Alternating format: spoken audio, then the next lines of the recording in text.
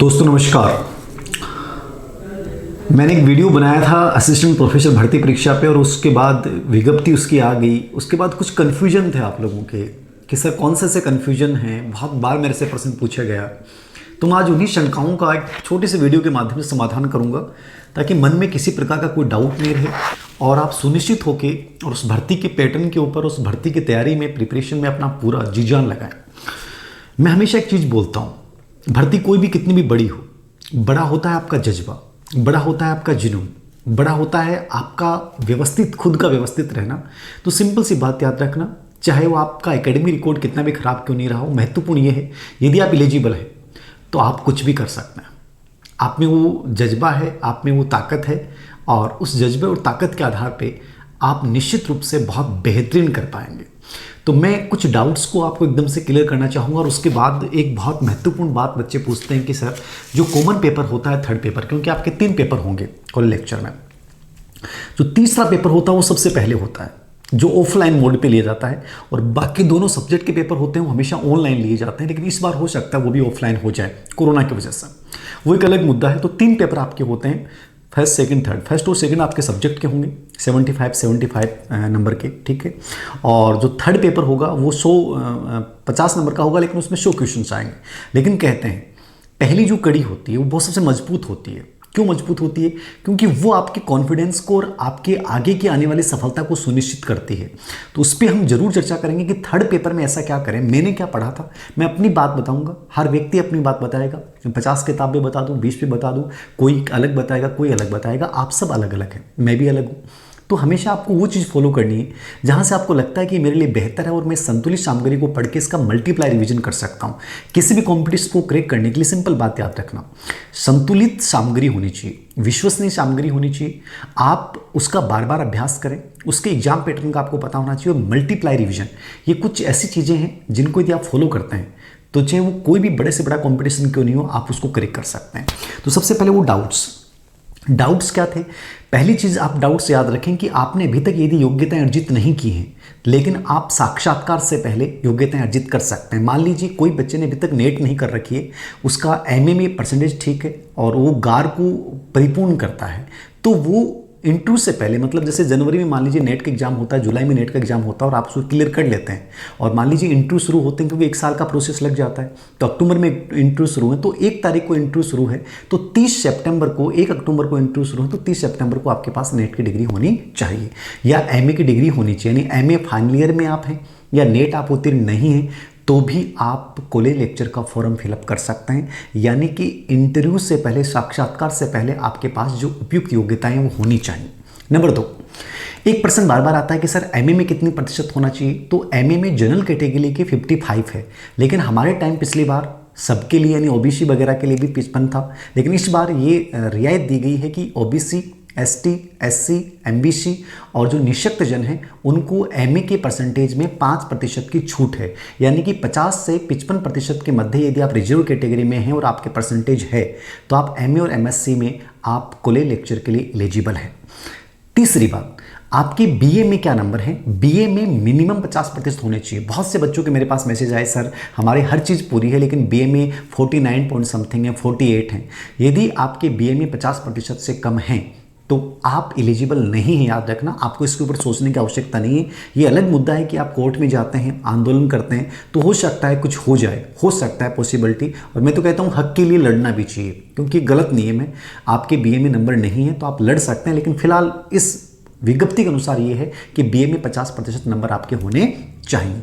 10वीं और 12वीं और बीए, इन तीनों को मिलाकर आपके एग्रीगेट 55% नंबर मिलने चाहिए। यानी 10वीं में मान लीजिए कि 57% हैं, 12वीं में आपके 53% हैं और बीए में मान लीजिए आपके 57% हैं। तो आप तीनों का एग्रीगेट मिलाइए, तीनों का क्या 55% हो रहा है क्या? यदि हो रहा है तीनों का तो आप योग्य हैं गार के अकॉर्डिंग।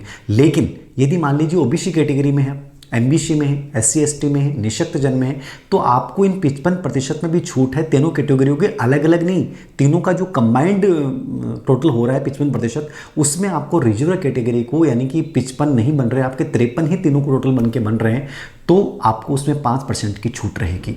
एक चीज़ बड़ा कन्फ्यूजन रहता है कि सर ये ग्रेस हमारे आया हुआ है, 10वीं में आया हुआ है, 12वीं में आया हुआ है, बीए में आया हुआ है। देखिए ग्रेस का मतलब यहाँ क्या है? मान लीजिए कि उन ग्रेस के नंबरों से या ग्रेस की वजह से आपके 49 समथिंग हो रहे हैं, ग्रेस की वजह से आपके 50% नंबर बन रहे हैं, तो वो गलत है। लेकिन मान लीजिए आपके 52% हैं 12वीं में और आपके ग्रेस आया हुआ है, कोई फर्क नहीं पड़ेगा, आप एलिजिबल हैं।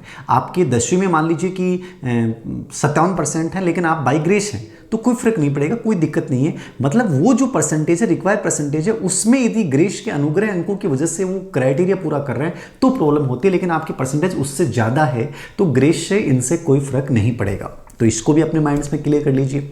चौथा डाउट कि सर हम बीए एडिशनल कर लेते हैं तो क्या बीए एडिशनल हम लोग कर लेते हैं तो क्या एलिजिबल होंगे क्या? देखिए अभी तक मैंने इसकी जो कार्रवाई देखी है, कुछ लोगों से पूछा है, तो मुझे यहाँ तक पता चला है यदि एडिशनल बीए करते हैं और तो आप उस बीए के नंबर दिखाते हैं तो निश्चित रूप से आपको इसमें फ़ायदा मिलेगा, निश्चित रूप से मिलना चाहिए। एकदम क्लियर तो मैं नहीं हूँ, लेकिन जहाँ तक मैंने पूछा है वहाँ तक ये चीज़ क्लियर है। पाँचवीं चीज़, यदि आपने पीएचडी और एमफिल 2009 से पहले कर रखी है तो आप एलिजिबल हैं, लेकिन 2009 के बाद चाहे आपने पीएचडी कर रखी है चाहे एमफिल कर रखा, लेकिन यदि आपका नेट नहीं है तो आप एलिजिबल नहीं होंगे। 2009 से पहले पीएचडी और एमफिल वाले बच्चे एलिजिबल हैं बिना नेट सेलेक्ट के भी, लेकिन यदि आपने 2009 के बाद पीएचडी एमफिल की है और लेकिन नेट और सेलेक्ट नहीं है तो आप एलिजिबल नहीं होंगे। एक पर्सन और बच्चों का आता है, सर सिलेक्ट तो हुई नहीं कई सालों से, तो सिलेक्ट क्यों दिखा रहे हैं, हम कोर्ट में जाएंगे। वो आपका व्यक्तिगत मामला है, सिलेक्ट करवाना राज्य सरकार के क्षेत्राधिकार में आता है, लेकिन ऐसा नहीं है कि नेट हर साल 2 बार होती है, तो वो एक अलग मुद्दा है, मैं उसके ऊपर कुछ बोलना नहीं चाहूँगा। हक है, लड़ाई कीजिए, कोई दिक्कत नहीं है, लेकिन वो नियम के तहत, शर्तों के तहत ये ऐसा नहीं होता है। तो सिंपल सी बात समझ में आ गई। गुड एकेडमी रिकॉर्ड की पहले भी हमने वीडियो में चर्चा की है, और एमए में 50 से 55%, जनरल के लिए 55% ही गार में होने चाहिए 10वीं 12वीं बीए में, और 55% ही एमए में होने चाहिए, याद रखना, ठीक है। तो ग्रेस का कोई बहुत बड़ा रोल नहीं है, ग्रेस का रोल तभी होगा जब आपके वो नंबर उस ग्रेस के अंकों की सहायता से, अनुग्रह अंकों की सहायता से जुड़ रहे हैं, तो वहाँ ग्रेस जो है वो वैलिड नहीं होगा। बाकी यदि आपके परसेंटेज ज़्यादा है तो उसमें ग्रेस का कोई फर्क नहीं पड़ने वाला। अब मैं बात करूंगा आप तैयारी कैसे करें। देखिए तैयारी पे मैंने बहुत सारे वीडियो बना रखे हैं, सब्जेक्ट के अकॉर्डिंग जो वीडियो नहीं बनाए हैं वो भी मैं बना दूंगा। बाकी पॉलिटिकल साइंस पे बहुत राजस्थान के टॉपर से बनाया है, हिस्ट्री पे राजस्थान के टॉपर से बनाया है, ज्योग्राफी पे राजस्थान के टॉपर से बनाया है, संस्कृत पे राजस्थान के टॉपर से बनाया है, गणित पे राजस्थान के टॉपर से बनाया है, ठीक है, केमिस्ट्री पे राजस्थान के टॉपर से बनाया है। तो ये सब वीडियोज़ मैंने बना रखे हैं, आप उनको फॉलो कीजिए, ठीक है। एक अच्छी रणनीति बनाइए और अपने आप को झोंक दीजिए साहब। इंतजार मत कीजिए कोई कोर्ट में जा रहा है, सर एग्जाम कब होगी। मेरा अनुमान ये कहता है कि एग्जाम जल्दी होनी चाहिए, मतलब जुलाई तक शायद इसका आपका थर्ड पेपर, या क्योंकि हमारे टाइम में थर्ड पेपर में और फर्स्ट सेकंड पेपर में अंतराल रखा गया 2 से 3 महीने का, हो सकता है इस बार ज़्यादा अंतराल नहीं रखा जाए, तो थर्ड पेपर सबसे पहले होता है। तो जल्दी ही मान के चलिए कि आप जुलाई का टारगेट लेके चलिए, और ये मान के चलिए कि 2021 में जाते जाते इंटरव्यू श्रृंखला शुरू हो जाएगी, तो 2021 में भर्ती प्रक्रिया पूरी कर ली जाए, एक संभावना है। जबकि हमारी प्रक्रिया को 5 साल लग गए थे, लेकिन इस बार इतना लेट तो नहीं होगा, फास्टली प्रोसेस होगी। तो आप अपने माइंड में रखिए चलिए कि मेरे पास 1 साल है, 1 वर्ष है, और 1 वर्ष में मुझे मैक्सिमम पढ़ना है। बहुत बड़ा प्रश्न बच्चों का होता है, सर कॉलेज लेक्चर का पेपर तो बहुत गजब का आता होगा, बहुत डीपली पढ़ें, ऐसा कोई ज़रूरी नहीं है। कई बार बहुत साधारण पेपर आ जाता है और कई बार बहुत हार्ड आ जाता है। पेपर जब भी बनता है याद रखना उसमें 60% तो साधारण ही प्रश्न होते हैं, 30 से 40% ऐसे प्रश्न होते हैं जो आपको दूसरों से डिफरेंट करते हैं। तो आपको ऐसा भी नहीं कि बहुत डीपली आप पढ़ने लगे और साधारण को छोड़ दिया, क्योंकि कॉलेज व्याख्याता का जो जनरल पेपर था, जीके का पेपर था, वो बहुत हार्ड भी नहीं था, लेकिन उसमें 8 से 10% ऐसे थे जो आपको डिफरेंट कर रहे थे। तो याद रखना सरल प्रश्न तो गलत होने ही नहीं चाहिए हमारे, उनको तो बहुत अच्छे से हमें कवर करना है। बाकी पूरी समग्रता के साथ यदि आप तैयारी करते हैं तो निश्चित रूप से बहुत अच्छा आपको फायदा होगा। अब देखिए समझिए आप थर्ड पेपर में क्या करना है। थर्ड पेपर में मैंने क्या पढ़ा, जैसे मेरे पास सिलेबस है, सिलेबस आपके दिमाग में होना चाहिए, तो सिलेबस के अकॉर्डिंग मैंने जो एनालिसिस किया है थर्ड पेपर का, मुझे लगा कि मेरे बहुत अच्छे नंबर थे थर्ड पेपर में, और उससे मेरा कॉन्फिडेंस बढ़ गया कि मैं कॉलेज लेक्चर बन सकता हूँ। मैंने अपने आप को हमेशा, जिस दिन विज्ञापन आया था उस दिन अपने आप को एनालिसिस करना शुरू कर दिया, इमेजिन करना शुरू कर दिया कि मैं बन सकता हूँ, और मैं बना, जबकि मैं साधारण पृष्ठभूमि का बच्चा हूँ, आपको पता है। तो आप भी ये चीज़ याद रखें, ठीक है। सबसे पहली चीज़ है मैं कर सकता हूँ और मैं करूँगा। तो सबसे बड़ी चीज़ जो रोल रहता है थर्ड पेपर में वो करंट का है। करंट का क्यों है? क्योंकि जो इकोनॉमिक्स का पार्ट है वो करंट बेस है, राजव्यवस्था का पार्ट है वो करंट बेस है, और जो करंट आता है वो आता ही है। अखबारों को, दैनिक भास्कर, राजस्थान पत्रिका, इनको बहुत अच्छे से देखिए, इनमें जो न्यूज़ चर्चित रहती है उनको अच्छे से पढ़िए, उनके नोट्स बनाने की कोशिश कीजिए। पिछली बार ऐसे ऐसे प्रश्न आए थे करंट के, मेरे से भी कुछ गलत हुए, लेकिन यदि वो प्रश्न आपके सही हो जाते हैं तो आप भीड़ से बहुत अलग हो जाते हैं। इकोनॉमिक्स में जीडीपी का, राजकोषीय घाटा का, ठीक है, सेवा क्षेत्र का, उद्योग क्षेत्र का, कृषि क्षेत्र का, अभी जैसे कृषि सुधार कानून चर्चित है, तो ऐसी चीज़ों को बहुत अच्छे से तैयार करके जाइए। एग्रीकल्चर इकोनॉमिक्स वाला जो पार्ट है बड़ा रोल है इसमें, ठीक है, तो उसमें हमेशा करंट बेस पे आता है। तो करंट के संदर्भ में ध्यान रखें। राज्य व्यवस्था वाला जो पार्ट है, चाहे वो राज्यपाल की भूमिका है, चाहे लोक सेवा संस्थाएं हैं, ठीक है, इनमें सब प्रश्न जो आएंगे वो करंट के संदर्भ में ज़्यादा पूछेगा, चर्चित के संदर्भ में ज़्यादा पूछेगा। तो इसमें चाहे वो जनक सिंह मीणा की आप वो किताब जो है वो देख लें, राजस्थान प्रशासनिक व्यवस्था, इसके अलावा CB यादव सर की इस पर किताब है, ठीक है। इसके अलावा आप कोई गाइड भी लेते हैं तो गाइड में मैटर लगभग एक जैसा ही मिल जाएगा, ठीक है, लेकिन करंट के संदर्भ में तैयार करके जाएं। राजस्थान ज्योग्राफी ऑलरेडी आपको पता है कि आपकी एक कोई भी गाइड ले सकते हैं। बाकी मैंने जो पढ़ा था वो जाट और साहू की जो किताब हमारे RS मेंस में आती थी, उस किताब को मैंने अच्छे से तैयार किया था। एक अपने हिंदी ग्रंथ अकादमी की जो हरिमोहन सक्सेना की किताब आती है उसको मैंने देखा था। तो हरिमोहन सक्सेना की किताब इसको कवर करेगी और कोई गाइड से भी आप देख सकते हैं। बहुत ज़्यादा डिटेल में आपको ज्योग्राफी में जाने की जरूरत नहीं है, बहुत सामान्य से प्रश्न पूछे गए थे पिछली बार भी और ऐसा ही आता है, इतना डीपली आपको सोचने की जरूरत नहीं। एक किताब को बेस बनाइए और उसको बार बार पढ़िए। जैसे मतलब जनगणना पे प्रश्न ज़्यादातर आते हैं करंट में, तो जनगणना को अच्छे से तैयार कर लीजिए ज्योग्राफी में। ऐसे ही राजस्थान का इतिहास, कला, संस्कृति का एक बड़ा रोल है और उसमें भाषा का बहुत बड़ा रोल है। तो मैंने जो पढ़ा था वो हुकुमचंद जैन की किताब पढ़ी थी और मुझे बहुत फायदा हुआ था। मैंने जयसिंह नीरज की सांस्कृतिक इतिहास भी देखा था, गोपीनाथ शर्मा का राजस्थान का इतिहास भी देखा था, लेकिन मुझे हुकुमचंद जैन की किताब से बेहद फायदा हुआ। उससे जो प्रश्न पूछे गए उनसे मैं थोड़ा सा अपने आप को मैंने डिफरेंट महसूस किया, ठीक है। मैंने पेनोरमा की गाइड का जो राजस्थान का RS का एडिशन आता है वो भी मैंने देखा था, आप भी उसको देख सकते हैं, उसमें काफ़ी डिटेल में, लेंदी में, तो वो मैंने वहाँ से पेनोरमा से मदद ली। लेकिन हुकुमचंद जैन से मुझे बहुत फायदा हुआ, ठीक है। जयसिंह नीरज को मैंने देखा। SL नागौरी की किताब आती है राजस्थान की सांस्कृतिक पे, वो भी मुझे बहुत अच्छी लगी थी। मैंने हुकुमचंद जैन की जो किताब देखी थी, इंसाइक्लोपीडिया ऑफ राजस्थान वाली किताब देखी थी, वो बहुत अच्छी किताब लगी मुझे, बहुत अच्छी किताब लगी, तो आप जरूर देख सकते हैं। साहित्य के ऊपर आपको बहुत अच्छे से फोकस करना है। साहित्य के ऊपर एक अलग अलग किताबें आती हैं। मैंने साहित्य पे एक किताब लाया था, मैं कौन सी पब्लिकेशन की थी मुझे एकदम एग्जैक्ट याद नहीं आ रहा, बट उसमें साहित्य का पूरा इतिहास था, सिर्फ पर्टिकुलर साहित्य पे थी, क्योंकि साहित्य पे एक बड़ी यूनिट डाल रखी है आपको, लेखन और साहित्य पे। तो लेखन और साहित्य आपको दूसरों से अलग करेगा। नॉर्मली बच्चों का कमज़ोर होता है, आपको उसको बहुत अच्छा बनाना है, ये याद रखना है।